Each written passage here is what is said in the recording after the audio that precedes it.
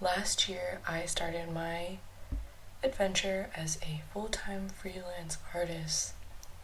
It was very hard, but one thing I was very grateful for was that I got to spend more time with my mom. We started going to the temple every Tuesday, and I got to learn more about her and our Thai culture. One Tuesday in May, she started talking to me about how proud she was of me and my brother. And of course, who doesn't want to, hear their parent talking about how proud they are of you? So I grabbed my phone and decided to start recording because I wanted to hang on to that and know that even in moments where I wasn't even proud of myself, that my mom was. And fortunately, I was able to catch a part of it, and I want to share it with you guys. Mostly this is for me to hear, but I also wanted to convey how important keeping the restaurant is to me right now. And this sound clip is kind of the embodiment of it. Anyways, friends, grab some tissues because it makes me tear up too. I'm not just let you behind like 18 years old out of my house and I don't want to hear anything at all. You know what I mean? Mm-hmm. I won't do that. But I'm happy that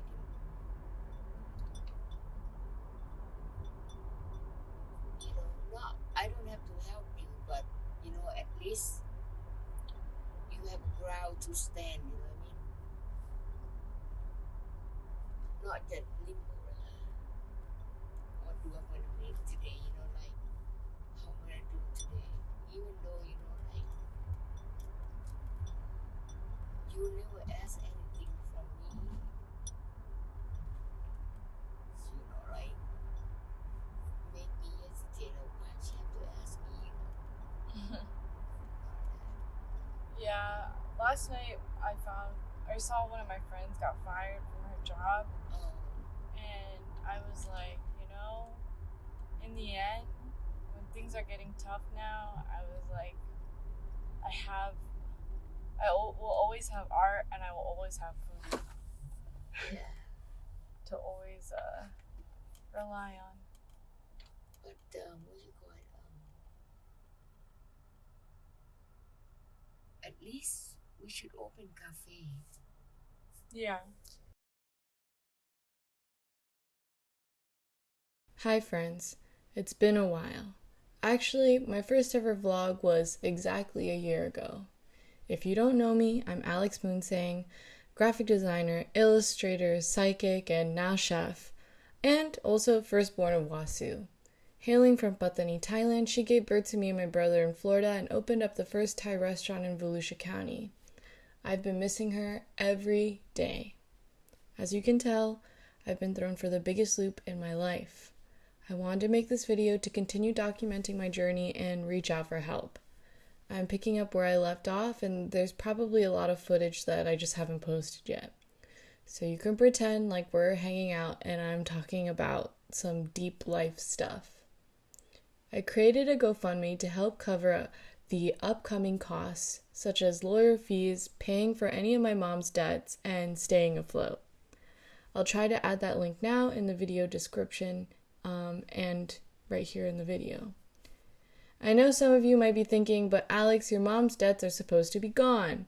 They are unfortunately not, and there's about $30,000 we need to negotiate or pay back so I can keep the restaurant. I've talked to 2 lawyers, and their suggestions were for us to sell the restaurant, and that's really scary for me because I don't want to. I have come up with many different plans, but at least partially raising the money would reduce my hole of debt.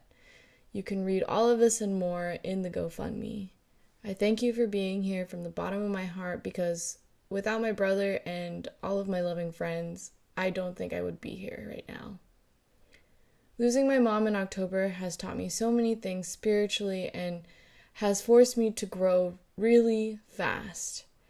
My mom would tell me sometimes that I wasn't tough like her and I'd get offended, but oh boy, am I learning what she meant.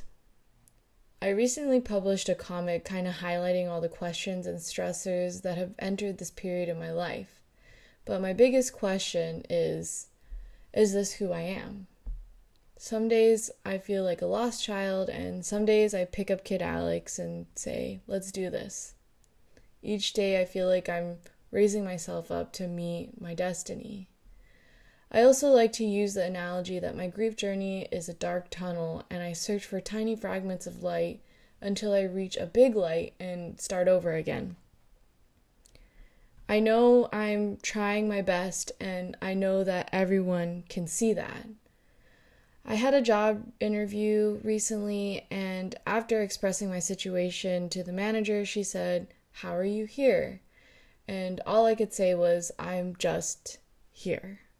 Unfortunately, I didn't get that job, but I feel like that's the universe and my mom nudging me towards the restaurant. That's one thing that has left me in utter shock, is how capitalism does not stop when you or someone you love dies. It makes this whole experience feel dystopian, but the whole world also feels dystopian right now, and I can't help but feel the suffering of those experiencing genocide around the world. But what I do love is seeing us care for each other and fighting for one another. So let me backtrack a little. I still have an online shop. I'm still freelancing, but I have also been making food and popping up here and there. It makes my heart so happy to see you guys at the markets and to sell out of my food. I think it's really cool, and I know my mom would be so proud. But I have a plethora of new living costs that I can barely keep up with. I'm grateful that I have been making ends meet with popping up at the markets because I've been working my butt off. So any kind of support is appreciated. I will also have pre-orders for the Songkran bag if you didn't get them the first time. I'm doing a couple more drops before I switch it up, and hopefully I'll make some t-shirts too. It feels good to be back and watching my favorite art vloggers on YouTube. Let's take a deep breath and maybe have a sip of water.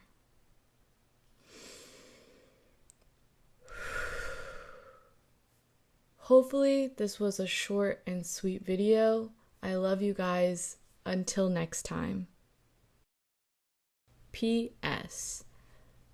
Maybe in the next vlog I can talk more about my dreams and plans for the restaurant. I think I have something really cool and I can't wait to share it with y'all.